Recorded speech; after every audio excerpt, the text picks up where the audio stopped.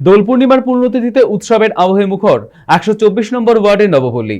মতুয়া সম্প্রদায়ের হরিচাঁদ ঠাকুরের আশ্রম ও মন্দিরে অনুষ্ঠিত হয়েছে দোলযাত্রা এবং মূর্তি প্রতিষ্ঠা অনুষ্ঠান।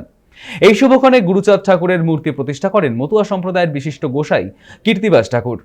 আবির গুলালের রং খেলা, নাচ গান, হরিনাম সংকীর্তনের মধ্যে দিয়ে ভক্তদের উপস্থিতি সম্পন্ন হয় এই ধর্মীয় আচার অনুষ্ঠান।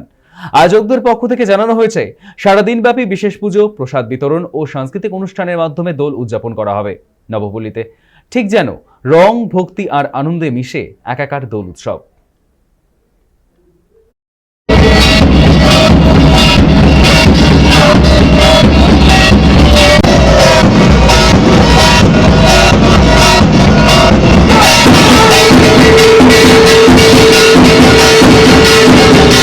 হরিচাঁদ গুরুচাঁদ যে মন্দির বৃদ্ধাশ্রম, এর পেছনে যদি কারোর অবদান থাকে, প্রথম নাম হচ্ছে মমতা বন্দ্যোপাধ্যায়।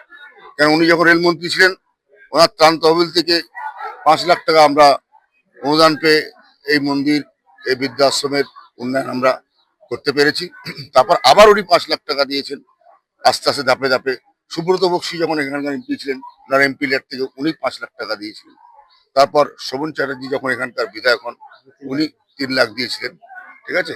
তারপর এইভাবে এই যে একটা টালির ঘরে এই আশ্রমটা ছিল, স্কুলটা ছিল, সেটা আজকে দেখুন 3 তলা বিল্ডিং হয়েছে।